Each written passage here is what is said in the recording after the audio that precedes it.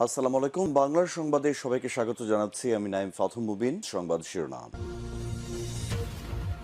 আবারও মধ্যপ্রাচ্যে ভয়াবহ তৃতীয় বিশ্বযুদ্ধ শুরু হয়েছে, আর এরই মাঝে আমাদের হাতে এসে পৌঁছেছে এই যুদ্ধের সর্বশেষ গুরুত্বপূর্ণ সব থেকে তাজা আপডেট সংবাদ আপনাদের জানিয়ে দিব।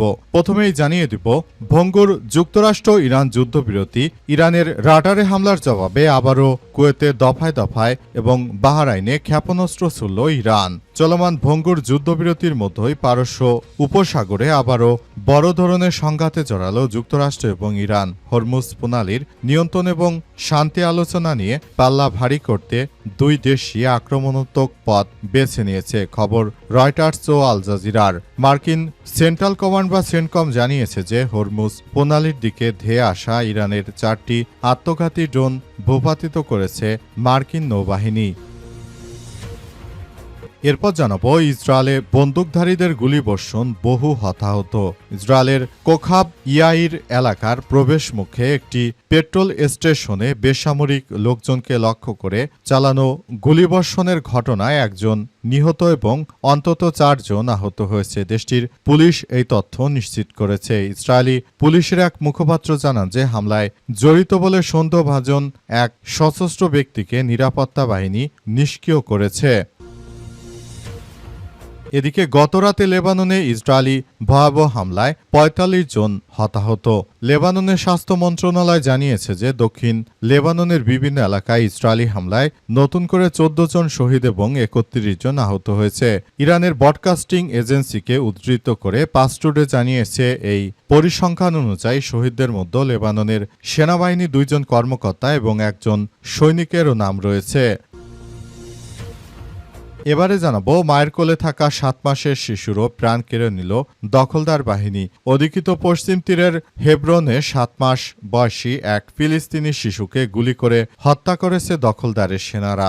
আজ একটি গাড়িতে দখলদার সেনারা গুলি চালানোর পর এমন ঘটনা ঘটে বলে জানিয়েছে পরিবার এবং ইসরায়েলি কর্তৃপক্ষ, খবর এনডিটিভি।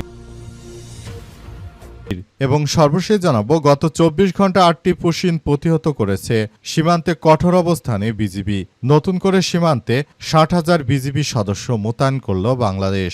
দেশের বিভিন্ন সীমান্তে গত 24 ঘন্টায় বিএসএফ এর মাধ্যমে অবৈধ পুশনে 8টি পৃথক অপচেষ্টা প্রতিহত করে দিয়েছে border guard of Bangladesh. BGB সংস্থাটি জানিয়েছে আন্তর্জাতিক সীমান্ত ব্যবস্থাপনা এবং দ্বিপাক্ষিক সমঝোতার পরিপন্থী কোনো পুশিন গ্রহণযোগ্য নয় এবং সীমান্ত নিরাপত্তায় তারা সর্বোচ্চ সতর্ক অবস্থানে রয়েছে। আজ দপ্তরের জনসংযোগ কর্মকর্তা মোহাম্মদ শরীফুল ইসলাম এই তথ্য নিশ্চিত করেছেন। প্রিয় দর্শক, এতক্ষণ শুনছিলেন সংবাদ শিরোনাম, এবারে বিস্তারিত। তবে তার আগে বন্ধুরা অনুরোধ থাকবে এই সংবাদটিতে একটি লাইক দিন। এই চ্যানেলে আপনি নতুন হয়ে থাকলে আমাদের সংবাদটি দেখতে দেখতে চ্যানেলটি সাবস্ক্রাইব করে রাখুন। কমেন্ট করে বন্ধুরা আপনার মূল্যবান মতামত জানিয়ে দিন আপনি বিশ্বের কোন দেশ থেকে বা বাংলাদেশের কোন স্থান থেকে আমাদের সংবাদটি দেখছেন এবং শুনছেন। আর বন্ধুরা, আজকের সংবাদ সম্পর্কে আপনার মূল্যবান মতামত কমেন্ট বক্সে কমেন্ট করে জানিয়ে দিন আপনি বিশ্বের কোন দেশ থেকে বা বাংলাদেশের কোন স্থান থেকে আমাদের সঙ্গে কানেক্টেড রয়েছেন। গাজা যুদ্ধে নিরীহ ফিলিস্তিনিদের ভালোবেসে থাকলে বন্ধুরা কমেন্টের মাধ্যমে সারা বিশ্বকে আমাদের এই তাজা আপডেট সংবাদটি পৌঁছে দিন। এবারে বিস্তারিত। ভঙ্গুর যুক্তরাষ্ট্র ইরান যুদ্ধবিরতি, রাডারে হামলার জবাবে কুয়েত এবং বাহরাইনে ইরানের ব্যাপক ক্ষেপণাস্ত্র হামলা।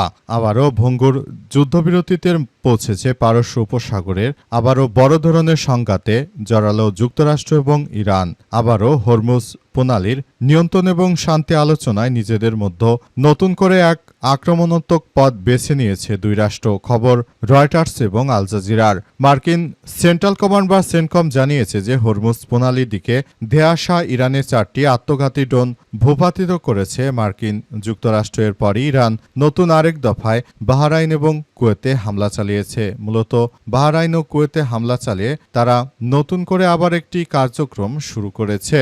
এই কার্যক্রম কার্যক্রমের মধ্য দিয়ে মূলত নতুন করে এক সংঘাতময় পরিস্থিতির সৃষ্টি হচ্ছে। পরিস্থিতিগুলো খুবই বিবেচনা করা হচ্ছে।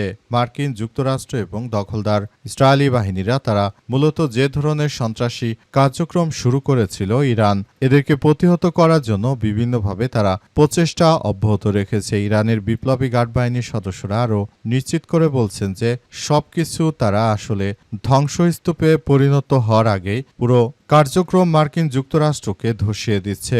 মার্কিন যুক্তরাষ্ট্র তারা মূলত ইরানের বিরুদ্ধে যেভাবে আবারও নতুন করে যুদ্ধবিরতি আলোচনার মধ্যে আবার সন্ত্রাসী কার্যক্রম চালিয়েছে, এটি কোনোভাবেই গ্রহণযোগ্য হতে পারে না। সারা বিশ্ব জুড়ে দখলদার ইসরায়েলি বাহিনী এবং মার্কিন যুক্তরাষ্ট্র তারা মূলত যে ধরনের সন্ত্রাসী কার্যক্রমগুলো চালাচ্ছিল, তাদের এই সন্ত্রাসী কার্যক্রমগুলোকে নতুন দফায় আবারও ধ্বংসস্তূপে পরিণত করল ইরান। তবুও মার্কিন যুক্তরাষ্ট্র অপেক্ষায় রয়েছে কিভাবে তারা এই যুদ্ধবিরতি আসলে করতে পারে।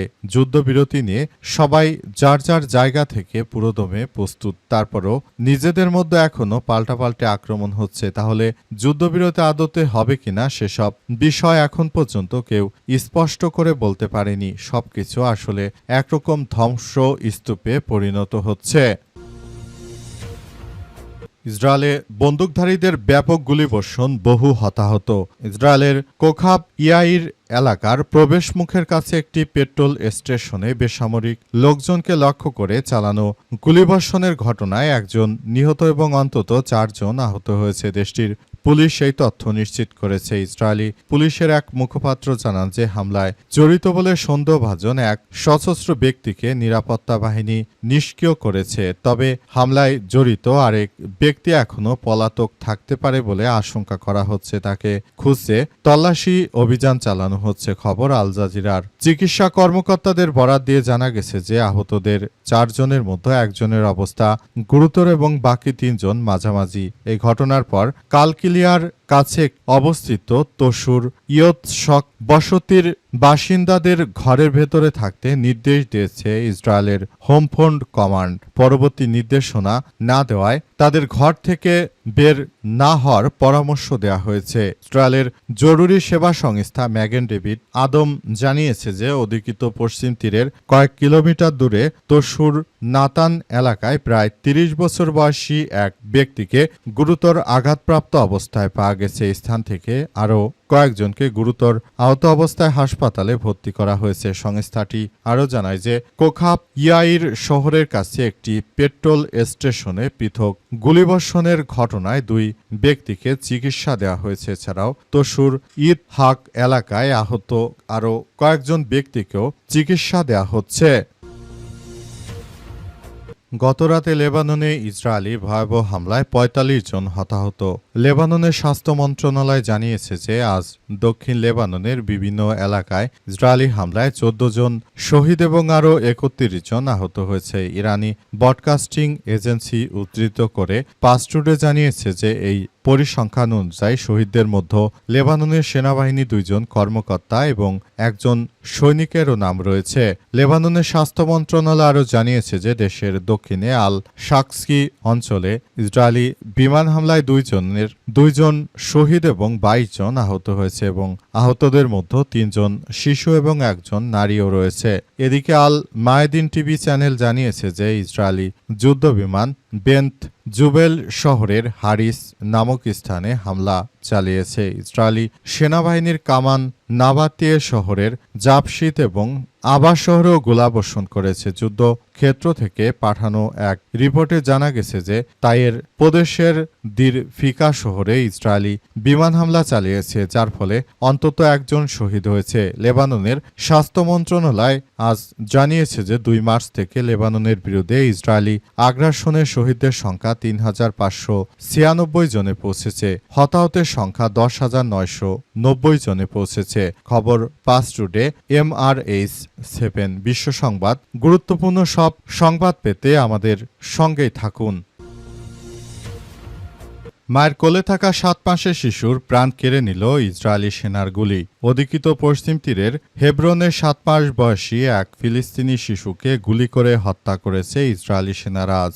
একটি গাড়িতে দখলদার সেনারা গুলি চালানোর পর এই ঘটনা ঘটে বলে জানিয়েছে পরিবার ও ইসরায়েলি কর্তৃপক্ষ। খবর এনডিটিভির। নিহত শিশুর নাম স্যাম ফাহাদ আবু হাইকাল। গুলিতে গুরুতর আহত অবস্থায় তাকে হাসপাতালে নেওয়া হলে তার মৃত্যু হয়। এই ঘটনায় তার বাবা মাও আহত হয়েছেন। পরিবারের দাবি, টেল রুমেইদা এলাকায় ইসরায়েলি সেনারা তাদের গাড়ি থামানোর নির্দেশ দিলে তারা গাড়ি থামায়। শিশুটির বাবা ফাহাদ আবু হাইকাল বলেছেন, গাড়ি সম্পূর্ণ থামিয়ে হাত স্টিয়ারিংয়ে তুলেছিলাম, এরপর সেনারা আমাদের গুলি চালিয়েছে। তিনি আরও জানিয়েছেন যে গুলিটি প্রথমে তার হাতে লাগে, পরে পেছনের সিটে মায়ের কোলে থাকা তার শিশুটিকে আঘাত করে। সে সময় গাড়িতে মা এবং 11 বছর বয়সী আরেকটি সন্তান ছিল। ইসরায়েলি সংবাদ মাধ্যম হারেজে কে তিনি জানান যে ঘটনা স্থলটি ছিল দিনের আলোয় স্পষ্টভাবে দৃশ্যমান এবং গাড়ির ভেতরে একটি পরিবার ছিল, এতে কোনো ভুল বোঝার সুযোগ ছিল না। ইসরায়েলি সেনাবাহিনী আইডিএফ জানিয়েছে তারা ধারণা করেছিল যে গাড়িটি তাদের দিকে এগিয়ে আসছে, তাই গুলি চালানো হয়। তবে পরে তারা জানিয়েছে যে ঘটনাটি তদন্তাধীন রয়েছে এবং বেসামরিকদের জন্য ক্ষতির জন্য দুঃখ প্রকাশ করা হয়। প্রাথমিক সামরিক তদন্তে বলা হয়েছে আহত ব্যক্তিরা কোনো সহিংস কর্মকাণ্ডে জড়িত ছিল না। পরিবার এই ঘটনার সম্পূর্ণ তদন্ত চেয়েছে, কারণ একজন নিরীহ বাচ্চাকে এভাবে নৃশংসভাবে হত্যা করেছে জায়নবাদী সন্ত্রাসীরা। তাদের হাত থেকে মূলত কেউই শেষ রক্ষা পাচ্ছে না। জায়নবাদী সন্ত্রাসীরা তারা মূলত যে ধরনের আচরণগুলো করছে সেটি বিশ্বের বুকে মুসলিমদের টার্গেট করে মূলত তারা এই ধরনের আক্রমণাত্মক কার্যক্রম চালিয়ে যাচ্ছে। এছাড়াও তাদের উদ্দেশ্য হচ্ছে যে তারা মূলত মুসলিমদেরকে টার্গেট করে এসব আক্রমণ চালাচ্ছে এবং মুসলিমদেরকে ধর্মীয়ভাবে সবথেকে বড় বিভাজনের মুখে ফেলেছে এই সন্ত্রাসী ইসরায়েলিরা। এ কারণে তারা এত ছোট বাচ্চাদেরকে উদ্দেশ্য করে তারা এই ধরনের আক্রমণ চালাচ্ছে।